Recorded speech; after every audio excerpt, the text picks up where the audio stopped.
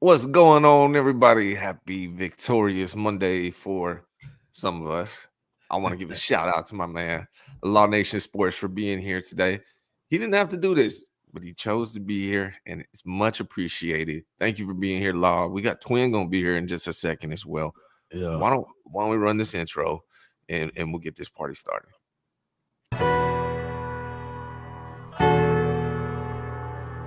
You're down to the right place. And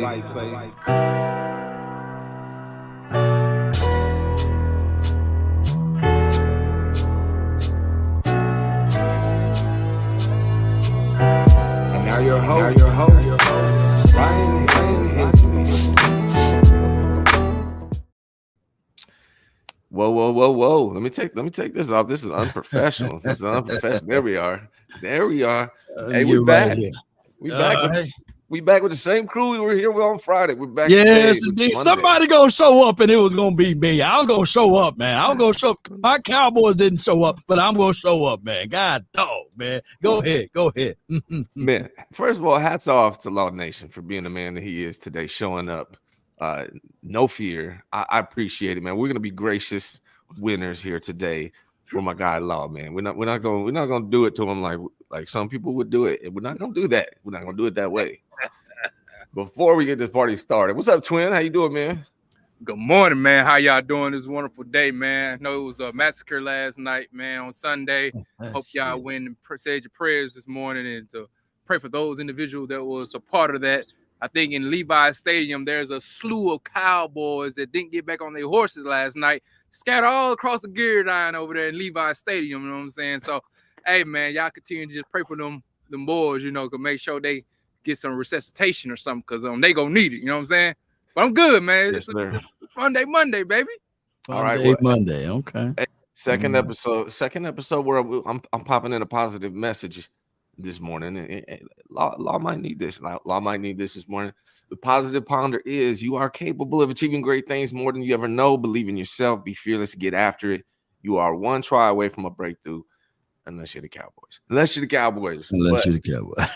can be a Cowboys fan.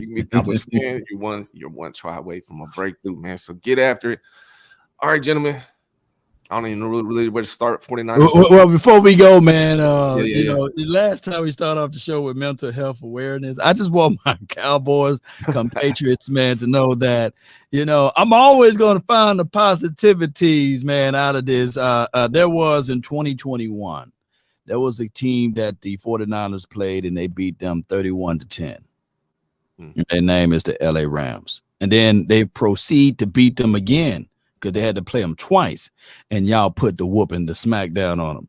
And then when it got to the playoff time, the LA Rams were able to find a way. And I think that particular team is like still to this day is like 1-8 or something like that versus Kyle Shanahan. And his name is Sean McVay. Yeah. So I'm always going to find a little hope, you know. They say hope is hold on, pain is ending, right? So you guys won the battle. The war is far from being over with right now. as faint as it may seem, let's continue to fight. And hey, there was a 31-10 butt whooping that y'all put on the LA Rams. Y'all just put 42-10 on us. So y'all made it even more of a situation that my team gonna have to figure out a way to survive. But go ahead. Your thoughts on that too. Y'all thoughts on that too, you know. Twin, go ahead, man.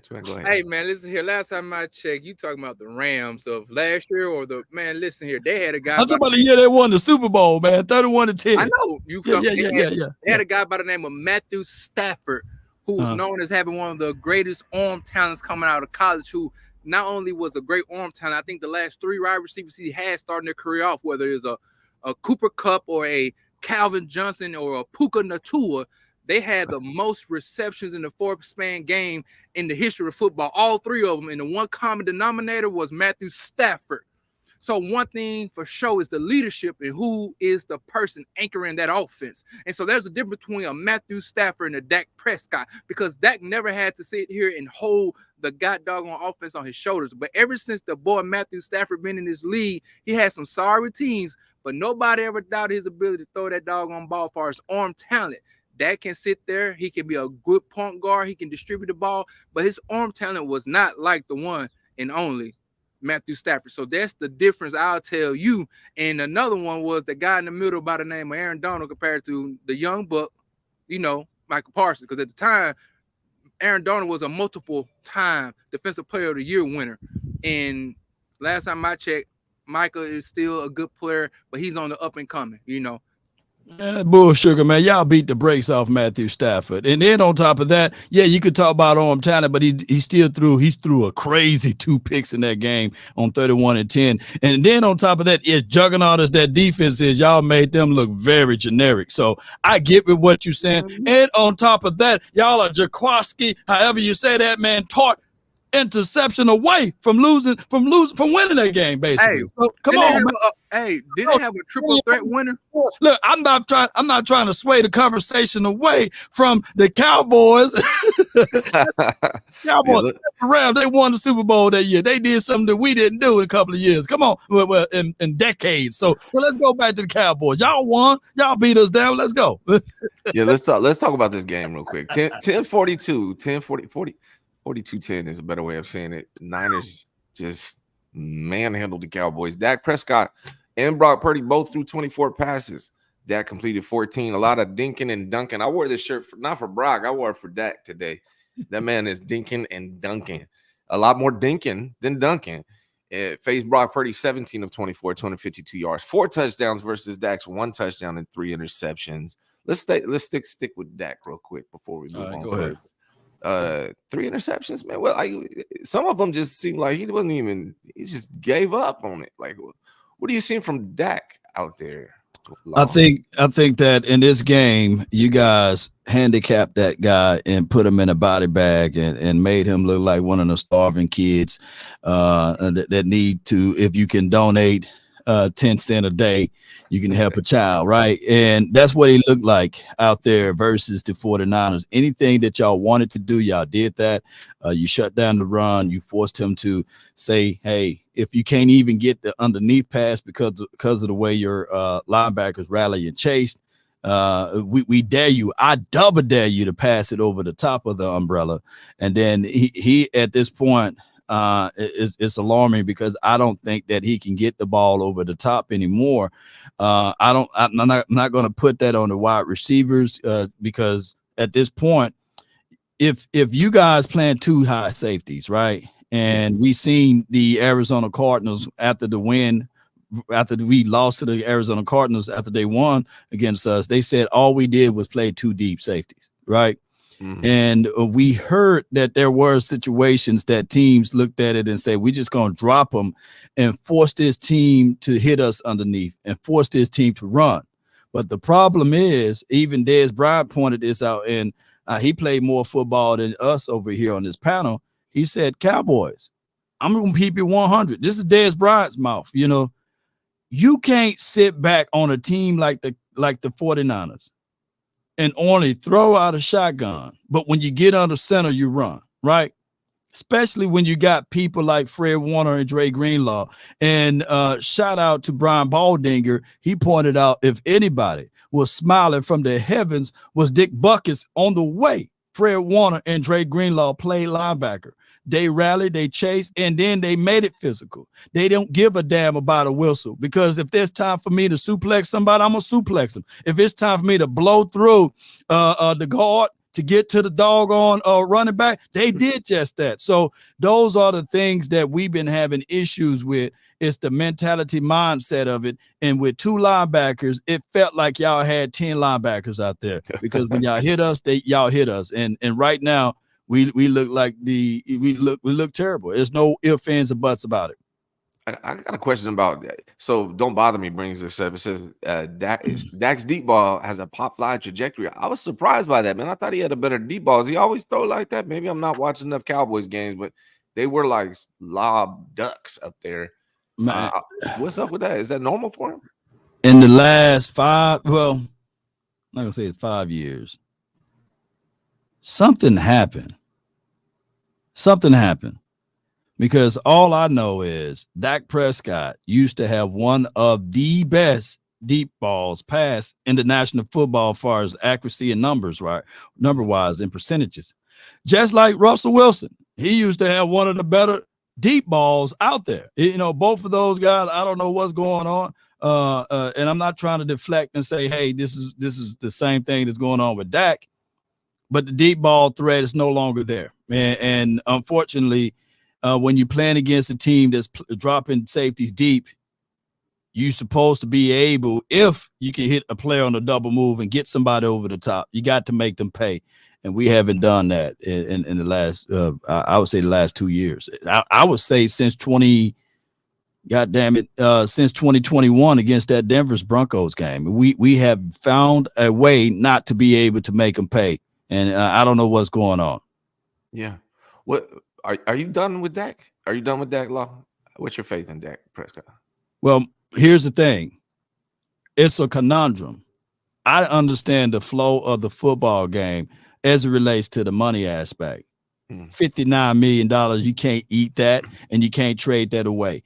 And the Cowboys, the way they handle Dak Prescott is a way, whereas I said it's like, for example, when you first learning to drive and you got your parents in the car with you. Mm-hmm. Keep both hands on the steering wheel. Hey, pull your seat up, you know. Hey, make sure you got your seat belt on, you know. Hey, did you use the turning signal? Hey, you in the school zone. It's one of those things. And if he can't play loosely and if he can't play freely, then why you got him? Why would you put restrictions on a guy that you paid? So the Cowboys state that they don't trust Dak Prescott. So why, as the fan base, we should trust Dak Prescott at this point? I said this before, and I know it's kind of early where you at. And I know it's kind of early where you at, twin. And I know this is a beatdown session on Dak, but the way he played is like he's in an 8-year relationship with his woman, but he still used protection. And that is not going to work. I need Dak to look like the Mississippi State Dak. I need Dak to say, hey, if I throw this interception, damn it, I threw it, right? Let's get back to it. Don't govern me. Don't put restrictions on me. Let me play me. But he's not playing that way. And that's how I look at it. It looks like he's being handcuffed. And then it looks like, hey, if I make too many mistakes, Cooper Rush finna get in. And if not Cooper Rush, it's Trey Lance. And that is the environment that the Cowboys created. I can't find a soul that can tell me otherwise. That's my thoughts on that. Twin, man. What you're watching Brock Purdy out here with playing against Dak. I mean, he's not playing against Dak, but you see Brock Purdy in the same night as Dak. Coming in this game, I said, hey, Brock's playing better than Dak this season, but I don't know about overall. I think I changed my mind. I think Brock's just better than Dak overall, man. That's my opinion, twin. What are you thinking, man, after watching the game last night? Well, you already know this, man. Me and you kind of caught a little flack because we were the type of people say, let's continue to see more. You know, I want to see him play against some better opponents. And that's what I said about Brock. I wasn't saying that he didn't play, he didn't ball out, but at the same time, I'm like, all right, let's see him play against a team that has a good defensive line and a good secondary and so on and so forth, and kind of have some of the talent that we have, you know, and see what he looks like again, because he played against him last year and he won, you know, in the playoffs. It was only 19-12, but he still won, did what he had to do. He didn't turn the ball over. I said, okay, let me see him again, you know. I wanted to see. Remember, we talked about this. Week 5 to me was the first game I'm going to truly see here and evaluate him. Like, okay, he that deal.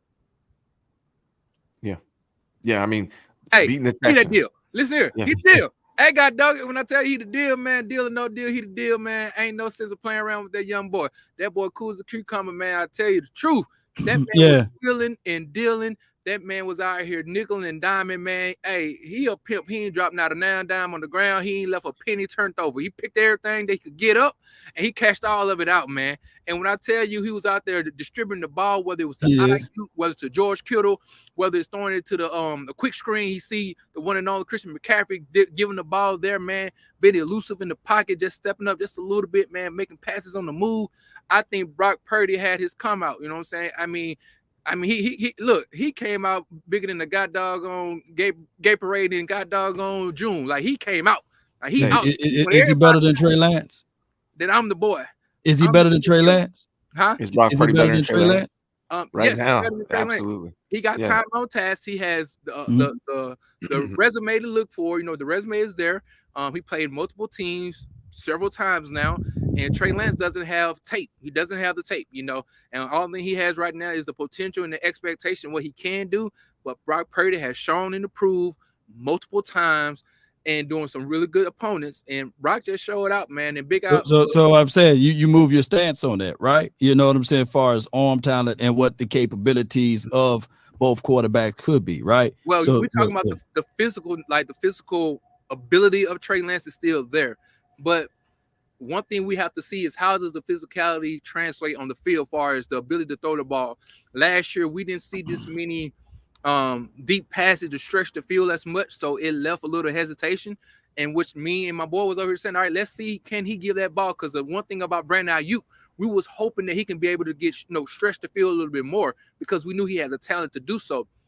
Now that we see that he's getting the ball in multiple areas of the field, okay, now we're cooking with high grease. Now, can he throw some of those balls that we look back and say, like Josh Allen did the other day, scored in 41 seconds, he threw a ball about like 45 yards on the doggone arrow? He might can't do that. But at the same time, if you can sit here and run your offense the way that it needs to be ran and be efficient, hey, I ain't got no look. Hey, I want to get Law's take on this, but after 5 games and 5 wins, Brock Purdy's trending 4,321 yards, 30.6 touchdowns, 0 interceptions, and has the NFL's best completion percentage with 72.1. Man, what do you see from Brock, Law? What are you seeing?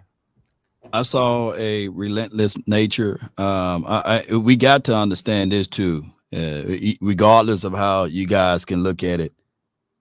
I saw your coordinator, Kyle Shanahan, who's the coach there, made 2 offensive linemen whoop our ass, beat us down. We couldn't put a finger on doggone Brock Purdy. He had enough time.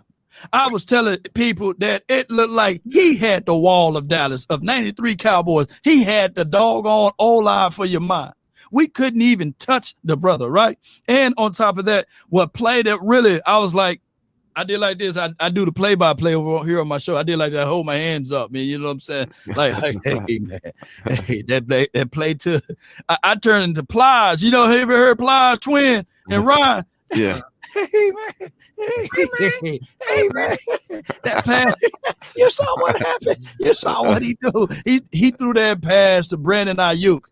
And I said, man, that's a dime right there. He's him, right? And then there was a flag. And I was like, oh, my goodness. Come on. Goodness gracious, the mercy. The football guys are on our side just a little bit. For him, and then they moved the ball back. The very next play, here he go. He hit Debo down the middle of the save. I said, hey, you know, I get it. People don't want to put Brock Purdy up there. I for damn sure didn't want to put Brock Purdy up there. But shoot, he's very much so a front runner for MVP, because if you look at the game, you look at all of what he was able to do. Now Christian McCaffrey, if you look at it, hey, we held him to his lows, right? Christian McCaffrey, how many yards he had? Not as much as Jordan Mason. Jordan Mason has Jordan Mason whooped our ass. But Christian McCaffrey, he averaged 2.7 yards per toe. It wasn't a lot. Yards. Yeah. It wasn't a lot. Mm-hmm. But they didn't miss him that much. Shoot. And I'm not discounting Christian McCaffrey. Mm-hmm. Brock Purdy, he literally, the game plan was, I said that, hey, I want Purdy to beat us. Well, damn it, I take that back. Can I get Christian McCaffrey to beat us? You know, so you guys drawing up a good plan, and Brock Purdy, he put that ball right on the money for number 19. And there's no refute. There's no refute for that. Hey, bro, I'll say real quick about what Christian McCaffrey did do, though. When you have everybody looking in on you, you know, that Lathan Van Der Esch pass where he tried to jump in the air and try to knock it down when he threw it to Ayuk, that deep cross in the middle. See, those 2 steps forward is because of Christian McCaffrey. If LV was 2 steps back, he probably could have tipped it. But just knowing that gravity pulls you just the slightest bit, a little bit closer to LOS, it opens up the field. So even when he's not productive in the passing game or in the rushing game, he still affects the ball game because of he draws so much attention and he gives people now you have to pay attention to him. And so one thing I will still give Christian McCaffrey credit for, and Brock Purdy is able to diagnose that quick enough to know that they're sinking down over here or they shifting over here and knows the areas of the field that he needs to hit, and he hit that thing. You know what I'm saying? Yeah, he did, man. And I mean, your coach is continuing to find ways to utilize guys. You know, I had me pulling up Jordan Mason. I was like, who this? You know what I'm saying? You know, yeah. You know, Mason's nice. Yeah, Anthony Mason's son. I was like looking at everything. You know what I'm saying? Like, whose Mason this is? You know, he's a Freemason, because of how he was running through that thing. And all I can think of is, God, dog, what if you guys had Elijah Mitchell out there? So it was like, hey, the next man up, and hey, he bulldozed over all of us, and he made us pay in this game, and it was a terrible situation for us. You know. Yeah, Jordan Mason, he's a fan favorite. He don't get as much play as we all want him to, but he's 10 carries, 69 yards, 6.9 yards per carry when y'all knew the run was coming. I think Dallas felt defeated at that point, so it was a different ball game. But yeah, man, Jay Versick says y'all catching that L next time. All right, man. Hey, that's what I'm talking about, Jay Versick. Come on, somebody's still talking some good stuff over there. Come on, I'm with you, Jay Versick, man. But today. Hey, look, Ryan G and Law, we finna give y'all that Billy Blanks back in the 90s double time. You know what I'm saying? Y'all remember that workout videotape when Billy Blanks said double time? He just hurry up and just get the beating the brakes off you real quick. You know what I'm saying? It's brutal breakdown, man. It's a beautiful beatdown too, man. Yeah. Like I said, I still find the positive. I'm gonna hold on to that. You know what I'm saying?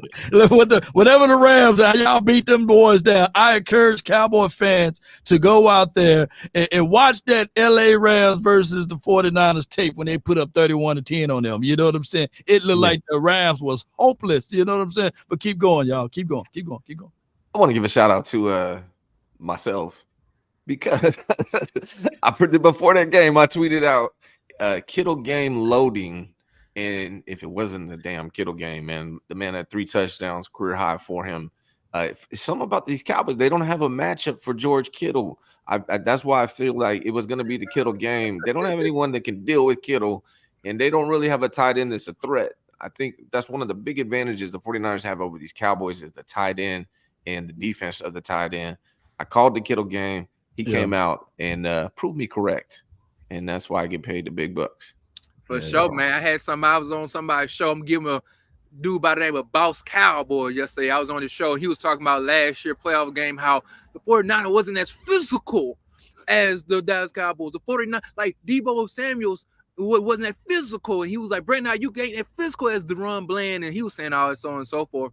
And I was just sitting here talking like, hey, bro, George Kittle had 91 yards last year against y'all. So even when you think you can stop the running back or stop a Brandon Ayuk, we have a plethora of weapons. And what are you going to do with George Kittle? Well, we got Javon Curse, and he got the name of these people in the backfield. I said, bro, they got to sit here and split their attention to these other individuals that we have on our squad. And at the end of the day, whenever he needed to use George Kittle, he was effective. And not only was he effective, he scored TDs. Y'all know that the Dallas, man, listen here. The way that the 49ers was moving that ball down the field, they actually could have had more points if they really, like Kyle was mad at halftime. He said, man, we left more points out there, you know, and that's because of the physicality. When we went and scored that first drive, when they kicked that doggone ball off and they marched down that field, you just could see the physicality. You like, oh yeah, it's on and popping. You know what I'm saying? And so, yeah. Solid Rock of Jesus Christ Ministry gives $5. Says Cowboys could win most of their games the rest of the year, and it won't change my opinion after last night. I got to see them drop a top team. When's the next good team to doubt? Who the Cowboys? What's the next good team the Cowboys play? We play the Chargers next week, and then we go to our bye. Then we play the Rams, and then we play the Eagles. So, and here's the thing. We probably catch the Rams at the wrong time because now Cooper Kupp, he's going to be back into the fold. I know the last game was his first game back. They gave the Eagles a little sweat, but then the Eagles pulled off on them like they're supposed to do. So these next 3 games are very vital. If I'm the Cowboys GM. I'm in the trade pool. You know what I'm saying? And I'm looking to bring in Patrick Surtain. I'm looking to bring in somebody's linebacker. We are razor blade thin at linebacker. LVE. You can tell the team with all of the physicality. Just look at the injury report.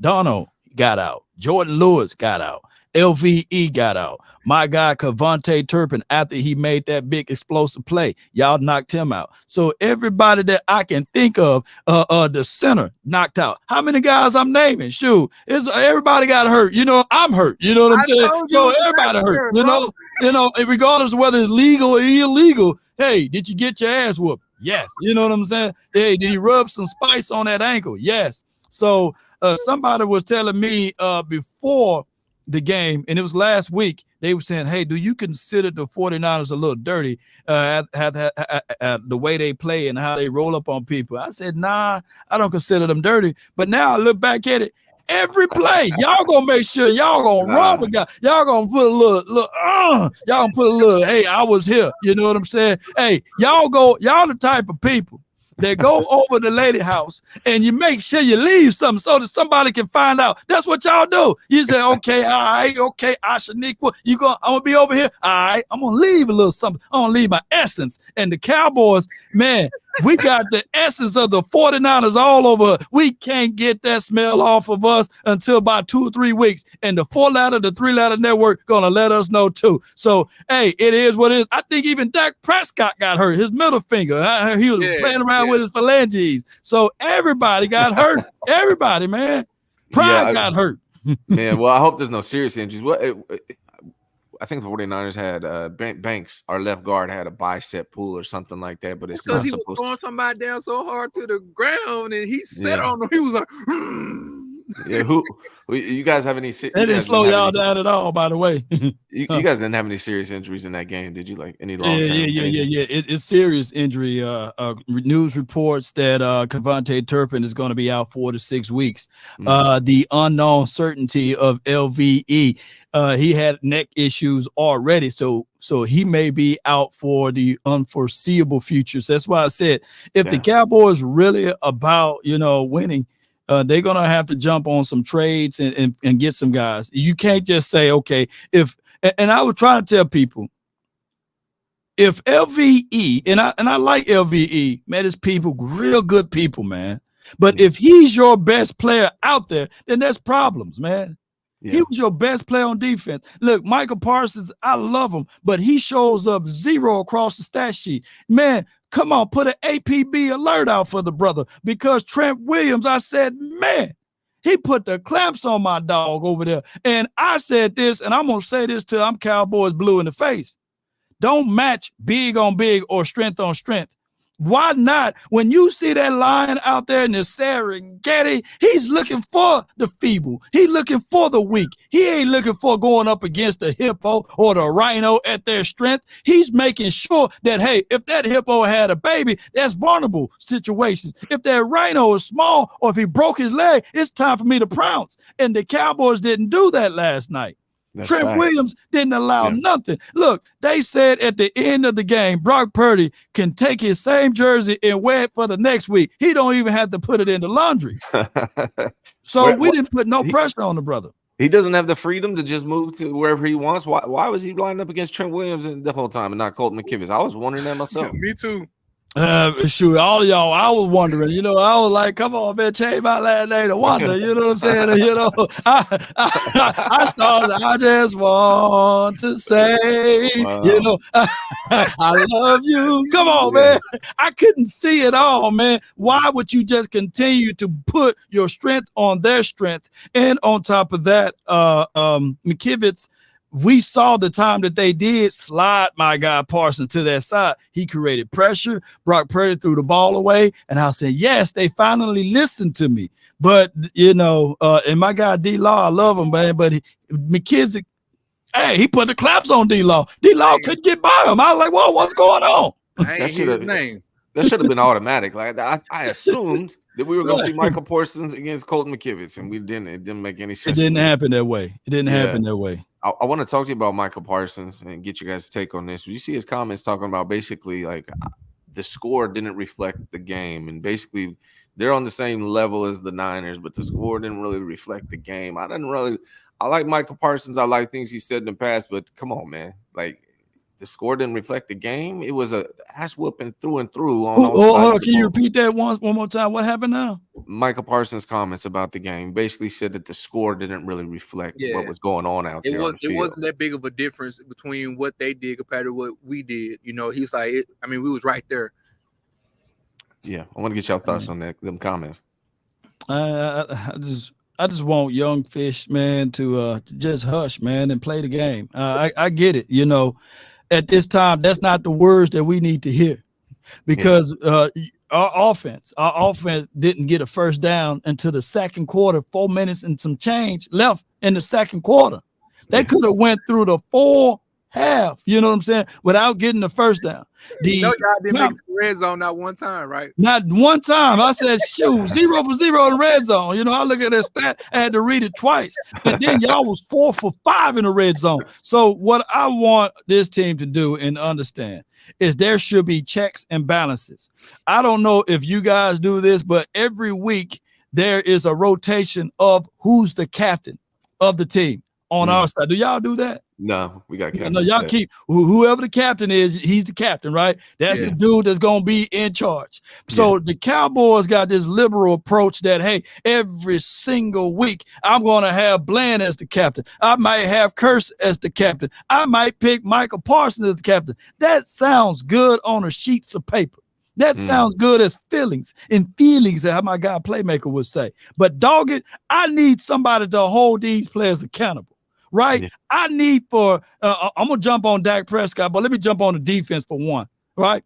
I need for somebody to say, hey, there should be no face mask on the first series. You giving them life, liberty, and you giving them the pursuit of happiness on drives. And there should be somebody spit coming out of the player's mouth when a player's line up offsides. That's a pre-snap penalty. Those are things that I need somebody to see. Y'all let me vet, man. This is my therapy session right now. I need somebody to yell at that player, grab him by the face mask and say, get your butt on the back end of the LOS. Normally it comes from your Mike linebacker, but we got a lot of people that want to be called dogs, but not dogs, but that's a whole nother conversation.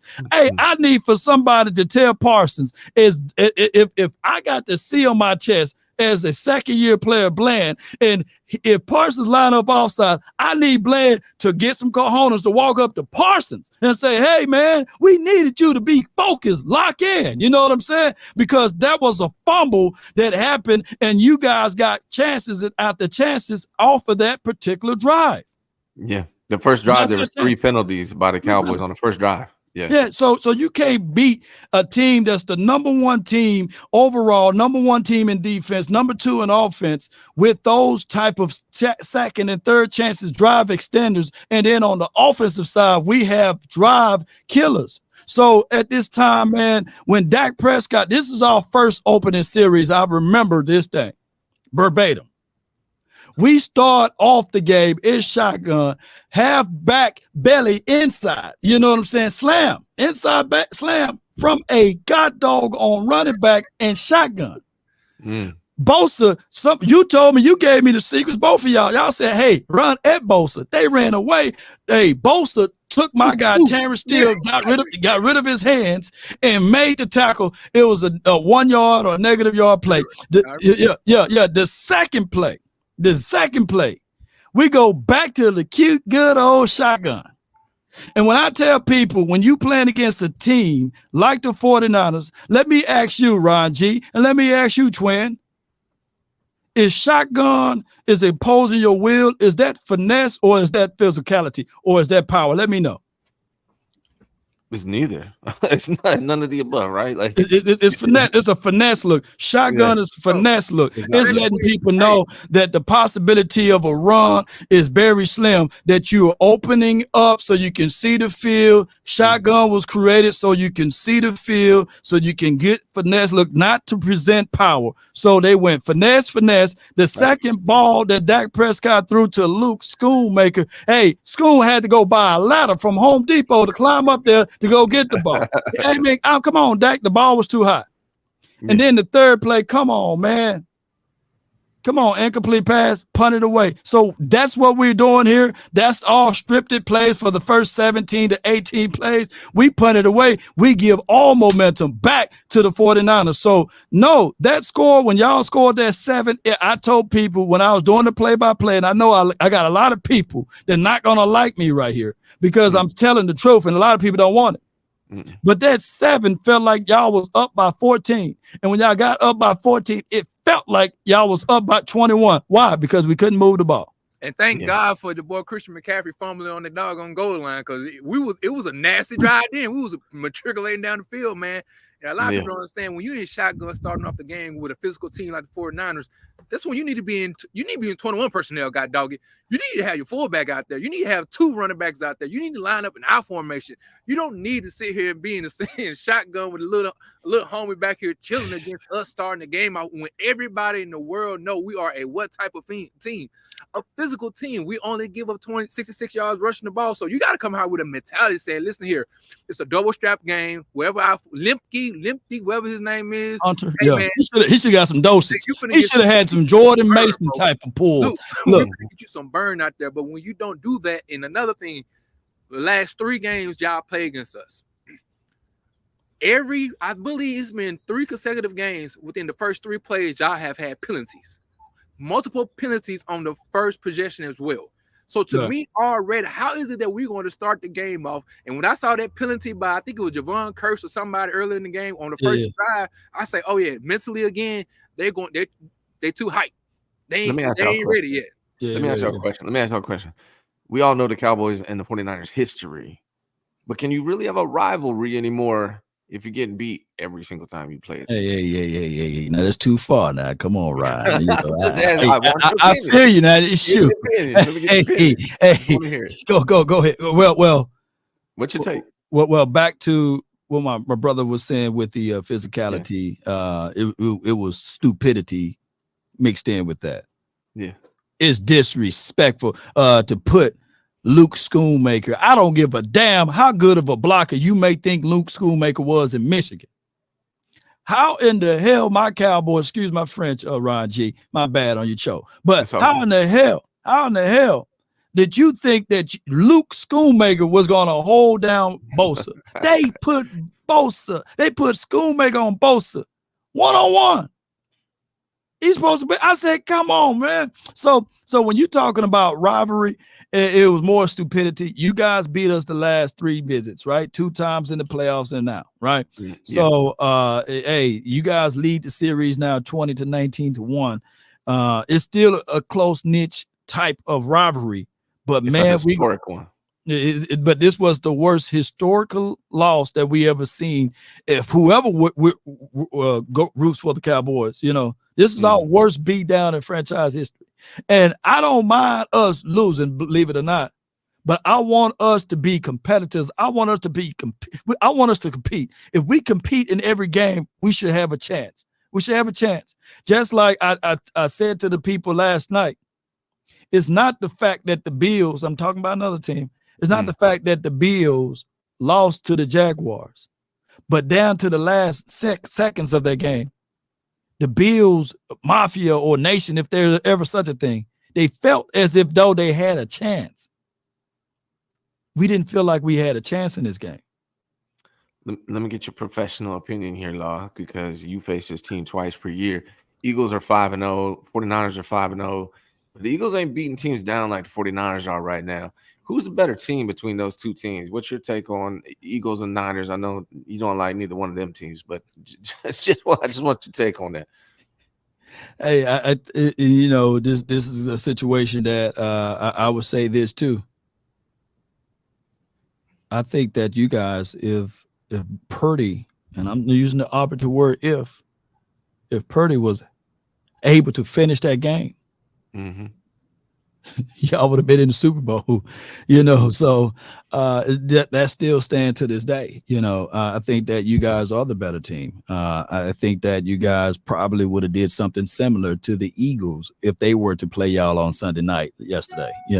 An Eagle fan probably would never admit it. They would say that they are 5-0, but they haven't even got to the meat of their schedule yet. And I'm not shortchanging what the Eagles done. The name of the game is to win, and they're 5-0. Can't take that away from them boys. Mm-hmm. But clearly, you can see the way y'all dominate teams, regardless of who's out there. Yeah, y'all dominate teams, and that's just the thing. I look back at the LA Rams tape that you guys looked at.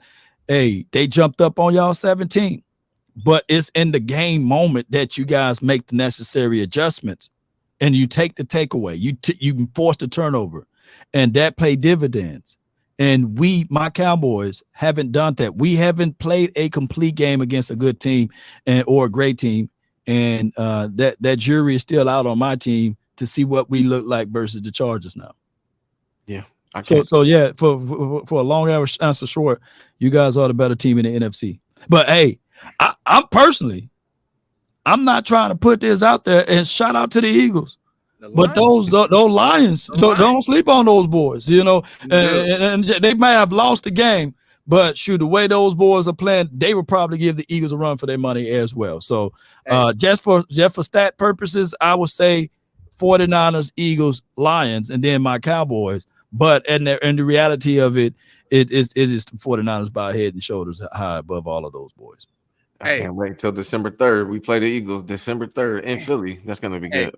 I want to say this too, man. Listen, I don't know if y'all saw this, but the boy Nick Bosa came out there with the black gloves. It seemed like he went to OJ house back in the 90s and took that black gloves. And he said, it's about to be a scene out here. I need to make sure y'all don't got no fingerprints. So he made sure he went out there.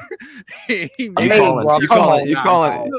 calling Dak Nicole is what you're saying. You say Dak is Nicole. That's crazy. That's crazy. Hey, them gloves never fit, OJ, man. Come on, man. Bosa said, I got some for y'all, boy. He went out there. And the moment when I seen that boy, number 57, the number 2 linebacker in the league, when Dre Greenlaw took Tony Pollard, suplex, he said, "Yeah, we got a couple of these bad boys right here." Preacham Talk $2 says we didn't get beat. It was a bloodbath. $20 from Dwayne Jackson, the big spenders in the building. He said it's time to have an honest conversation about Dak. Dak has reached his ceiling. He's been the quarterback for 7 years. What organization? What to let the quarterback face the franchise for 7 years? Dallas traded for Lance for a reason. Let me ask you about that, man. That's a good question. Saw Trey on the sidelines warming up, doing his thing. Is Trey like a legitimate option for the Cowboys in the future? I mean, the attention pool is there, and it's about selling tickets. It's about not winning games here. And Trey Lance do a video. He did a video last week, and I looked back at it. It had 32,000 views. Right.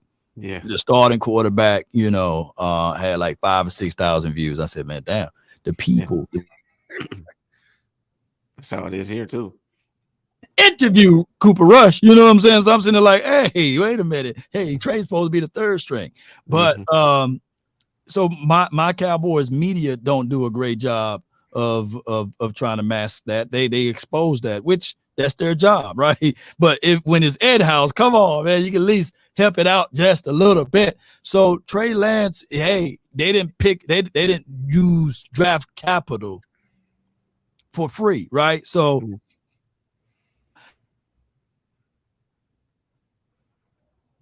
are you still probably there? say, yeah, we still here. Okay. You still there? Yeah. You still there? Yeah, we're good. See. I feel like I'll speak in while you're working on that, but I feel like people don't realize is yes, Cooper Rush is the backup quarterback for Dak Prescott, but he's not the future, right? Whereas Trey Lance, they got him there as a possibility to be a future type quarterback, where Cooper's he's there to back up Dak if Dak gets hurt. So even though Trey's QB3, the Niners didn't want that situation in San Francisco because they got Brock Purdy, but the Cowboys were like, let's do it, man. So they got Cooper Rush as a backup if Dak gets hurt, but they got Trey Lance as a possible future quarterback for the Cowboys. Yeah. But what I was going to say is, my bad, Twin, go ahead. Now, I just have a question, man, because honestly, when I'm looking at the players of the Dallas Cowboys, you know how somebody could say, like, hey, I like this person, but you can tell that they might not be in love with this person totally behind them. I honestly believe if you put these guys and put a lie detector on them and they ask about Dak Prescott being the quarterback and able to rise above consistently to beat the better teams, I don't think everybody trust and believe him on that offense and defensive, like on the team right now. I don't think it's all the way there. I think there's been multiple occasions now where they have doubt, and I don't think they really are invested to go fully in with Dak Prescott. Now he lost him. That's just me looking outside, looking in. I don't see them. There's certain movements and body language that they've been doing consistently against big games where they starting to like lose a little faith in Dak Prescott. I mean, all it takes is one grain of rice can tilt the scale. And when we look at it, if you are locally in Dallas, there's no positive phrases from people off record about Dak Prescott. There's always I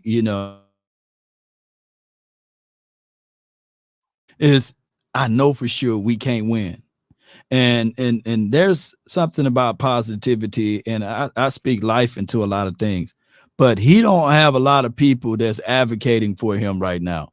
And that's just about like, no matter where you go, you know what I'm saying? And it's not about skin tone or any of those things, because more brothers like this, like, man, I can't with Dak Prescott right now. You know what I'm saying? He's making me sick right now. I can't do X, Y, and Z. We won't win, Law. And then I go to other spots of the world. Hey, man, I can't stand Dak. You know what I'm saying? So no matter where I go and no matter what we look at, there's only less than probably 10 to 5% of Cowboy Nation that really support Dak. Now, when we win, there's still a situation where that 10 to 5% or the 5 to 10% can rev up to 20 to 30%, but they still thinking like, hey, just wait, because the 3-letter network then already poisoned the mind that, hey, he might win in the regular season, but hey, this is an example of what he's going to do in the postseason.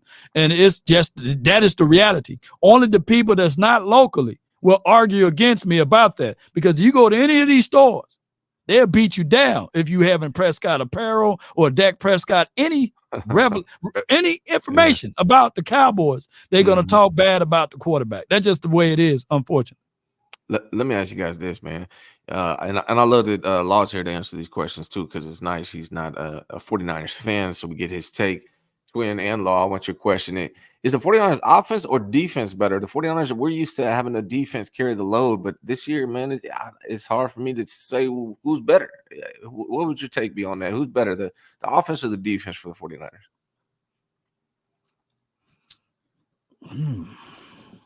Jeez, you guys do have the number one defense and the number two offense. It's compelling that if it wasn't for Miami and their turnstile offense and where they're burning things up and getting all crazy yards, you guys would have the foreseeable number one offense in the National Football League.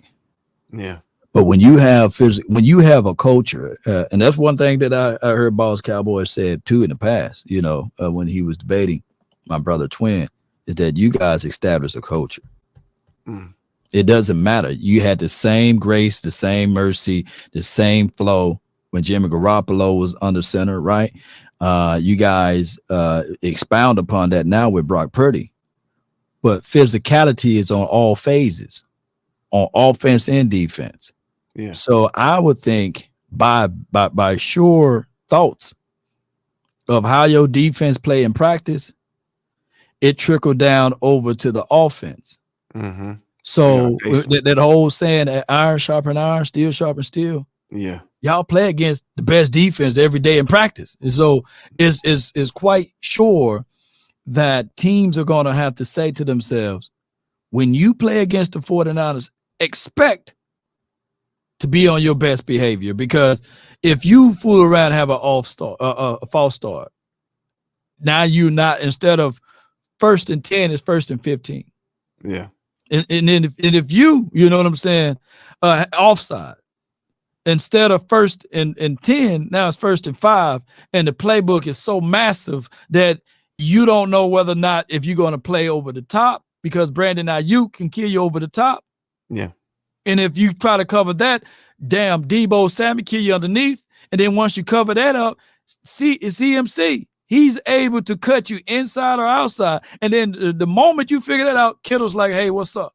Mm-hmm. So it's at this point, the only way that you can beat the Niners, and I'm knocking on wood, I don't want this to happen, is unforeseeable injuries, which you guys had issues with in the past, or shoot, you just catch them on a bad day. But damn it, both teams ain't gonna be having that bad day, offense and defensively. You can't have both of those boys having a bad day unless you're the Cowboys. But go ahead. Yeah, I don't see it. Twin, I got a question for you, man.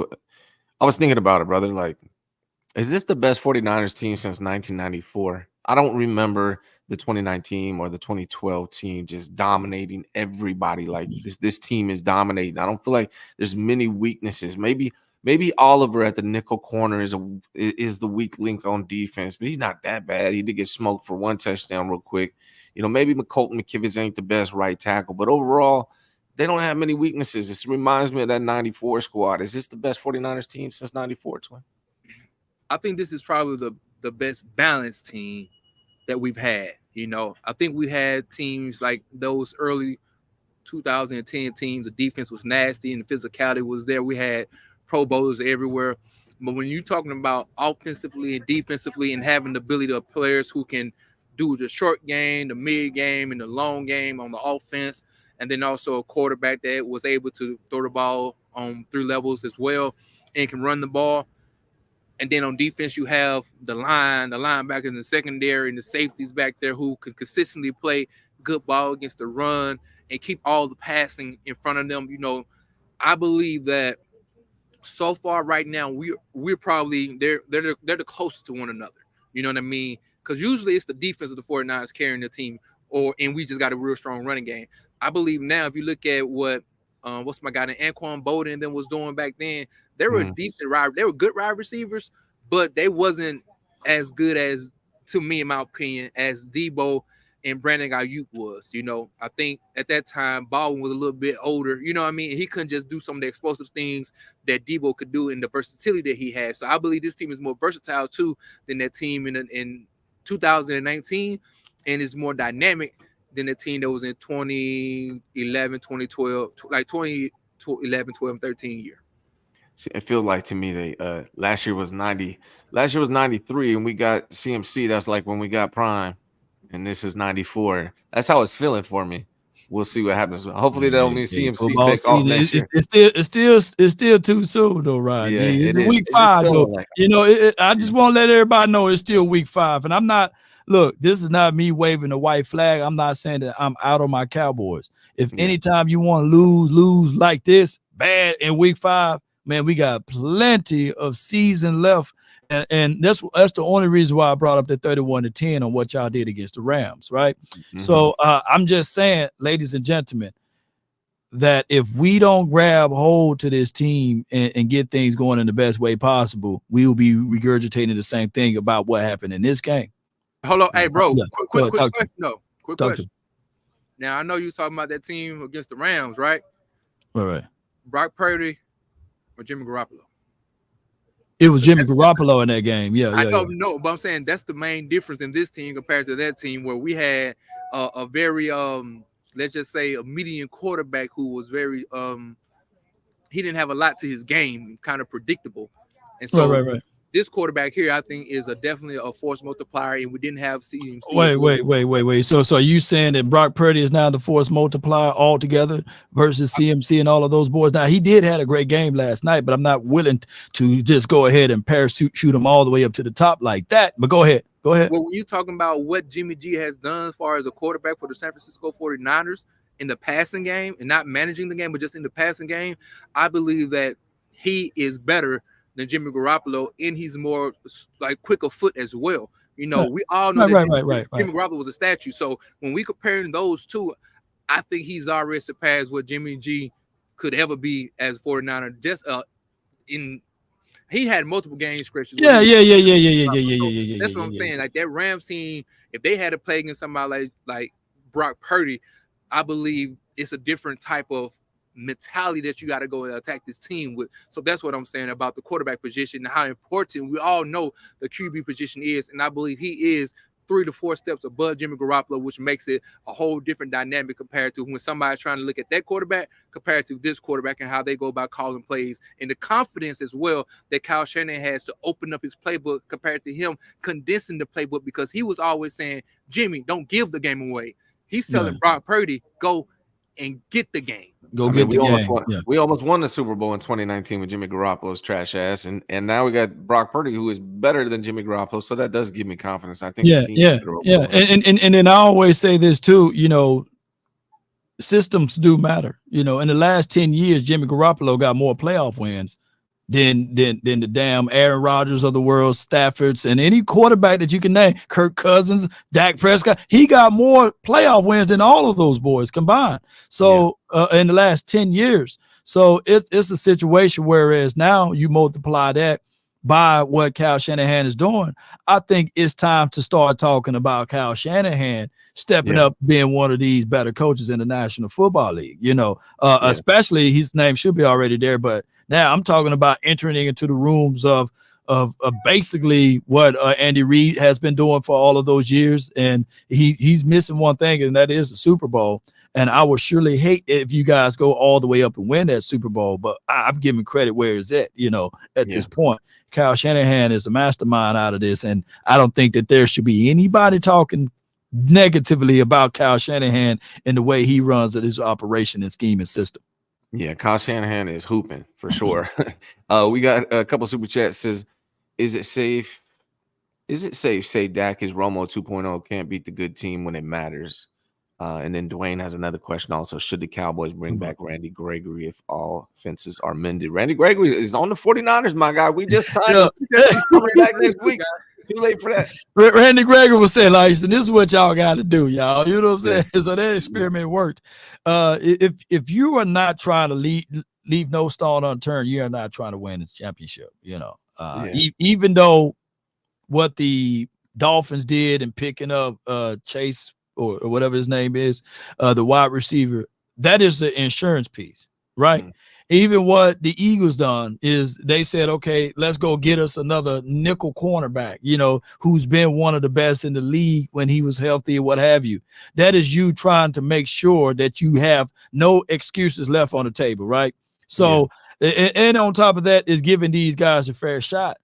If I go into a game and I know that Wanye Thomas, y'all might not know who he is, and if he's been showing up in off-season, preseason, and then the other guy, because he got paid more, you put him out there on the field, even though he's not playing to the skill set and the level of Wanye, then what you did is you let the money get into the way. You're not trying to win again because you want to walk out with your chest high and say, these are the things that I did, right? Yeah. Look, in this particular draft class, every last one of our guys are not making an impact. From Mozzie, who is my guy, he's not even getting on the field, right? Schoonmaker, he's playing volleyball with the football, or he's not on the same pace as it relates to the quarterback, right? I've been telling people, don't try to make Schoonmaker him. Utilize Ferguson. He is the guy. But what Cowboys trying to do, and this is just me going to my therapy session, we are trying to make so many people the name. It's like if you guys were to draft another tight end, instead of getting Kittle's going, you said, I'm going to try to get him going since he was a third-round draft pick or he's a second-round draft pick. Bullsugar. Get your weapons going. Get your playmakers going. But that's a whole nother story. Keep going. Y'all keep going.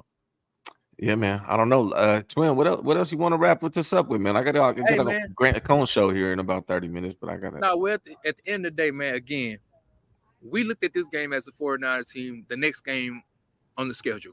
We knew that this opponent was who they were, but I love how Brandon Ayuk answered the question during the post-game interview. He was like, hey, I mean, we went out there, we played our brand of ball, and by the time the fourth quarter came, we was already unbuckling our straps and our shoulder pads and getting ready to watch from the sideline.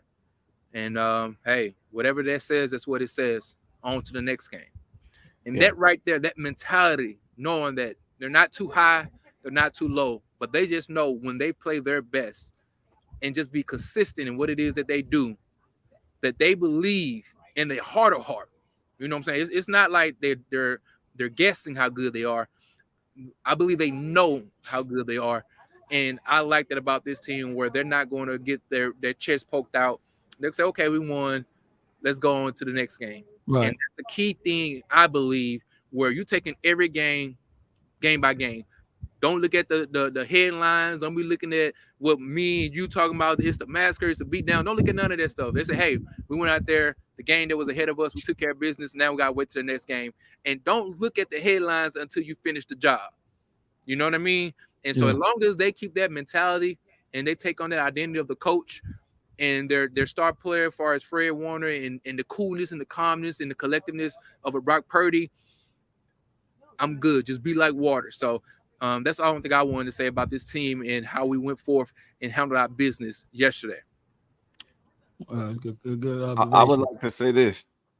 If you are not subscribed to Twin Empire and you're subscribed to me, you're tripping, man. Make sure you go subscribe to Twin. We're going to get him where he needs to be. He deserves more subs than he has right now. So go subscribe to Twin. Twin is the guy. I appreciate him very much. Also, Law Nation, man, what a classy pair you two are, man. You came up on here. You didn't have to do this after that whooping the Cowboys got last night, but you are a good man. Came up in here and just laid it out there, man. And I appreciate it. And if you should be subscribed to Law Nation too, and even if you're just a Niners fan, get this inside info on the Cowboys. And if they win, we can learn something. If they lose, we can take great joy in that loss. Follow Law Nation, man. Law, man, I appreciate you very much. Anything else you guys want to plug? I just want to say this, man. I know you got another show coming up. Stomp out the fire. And that's what you guys did. I've been following my brother, for a long time. You know what I'm saying? And he been following me for a long time. We shared the same womb, you know what I'm saying? In the same house and everything. So you already know. But there was a divide in 49ers land. Yeah. Trey Lance, Brock Purdy. Trey Lance, Brock Purdy. And what your team did was they stumped out the fire. Yeah. They got rid of that issue. They didn't hang around because y'all could have literally been greedy and said, you know what, we're going to keep this guy just in reserve. But you looked at Brock Purdy and said, we made a choice and you made a selection to keep him there mentally focused and rooted in so that he know for sure that this is his job, right? And it's not his job to lose. This is his job. And he don't have no threats. But the Cowboys did the inverse to that. And I'm just saying at this point, Dak Prescott, he's playing like he's walking on thin ice. There's no advocacy from the front office or from anywhere in Dallas that can stand boldly and say 4 is our guy. What it is saying that 4 is the guy until he get hurt. Cooper Rush is next. And then after Cooper Rush, it will be ultimately Trey Lance. And those are two different ways that you approach this. And the Cowboys been doing that, not just from a quarterback perspective, but from a philosophy perspective. We are the only team that run off Amari Cooper and say, okay, let's bring in someone else and not expound upon that. I don't hear the news of, since we got Debo, let's go ahead and not pay Ayuk. We only need one. You know what I'm saying? There's too many. But what y'all did is y'all expound upon that. And those are two different approaches and two different philosophies. Starts at the top. It starts at the top, man. And I hate that we have to always do the political football here in Cowboys land. We lost. Y'all won fair and square. We'll see y'all again, and I'm going to still root for my Cowboys. But I just have to let y'all know the differences between how two organizations handle these type of things. You know what I'm saying? And we still, waiting on our great coach from the 90s to get into the Ring of Honor. Come on, Jimmy Johnson. I think that there's some type of karma in that. You know what I'm saying? Hey, and I'll say this, man, again, you have to put out the fire in the offseason, man. And that's what happened to 49ers. We knew my boy was like, hey, man, no matter who you pick, the other one got to go. Because if not, you're going to have this divide over and over and over again. Like you said, they got rid of him and made sure this locker room was his, secure. And even if it was secure, if Trey would have been there, you don't want the extra distraction because he does bring a lot of attention just because of the pick and because of the amount of things that you gave up to get him. And so you dismiss that, And so you have to give kudos to him doing that. It helps the media, it helps the fan base kind of come inside and kind of like bond together, you know what I mean? And I love that we did that, because at the end of the day, we do want to go and have the best team. We don't need that locker room divided, because any little thing can come in there and bring that commotion and bring that type of negativity. And so you have to have that one common goal, not let anything on the outside come in and be able to bring that divide. And I believe that's what the great teams do. And if you don't do that, you will have the rumblings and the bumblings and the things of that nature, where every little thing could come in there and bring up some issues. Because now, guess who got to answer these questions?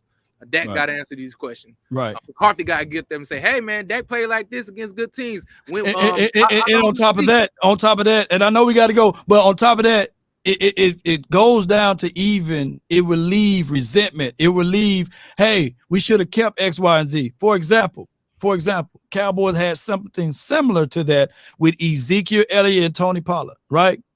And you guys had something similar with that, because Matt Breida, right? He was one time a 49er. Mostert, he was one time a 49er. Those boys are starting somewhere. Those boys are playing good football somewhere. But what y'all didn't lean them on, you know what I'm saying? And the nation being divided, or the empire, or whatever y'all may call yourselves over there, being divided and having that great divide of, hey, man, we should have kept Mostert. You know what I'm saying? Hey, man, we should have kept Matt Breida. You know what I'm saying? Hey, man, we should have kept X, Y, and Z. But y'all made a move. Y'all stood tall on it, and y'all got with it. But see, to this day, there'll still be Cowboy fans. Hey, man, we should have kept Dalton Schultz.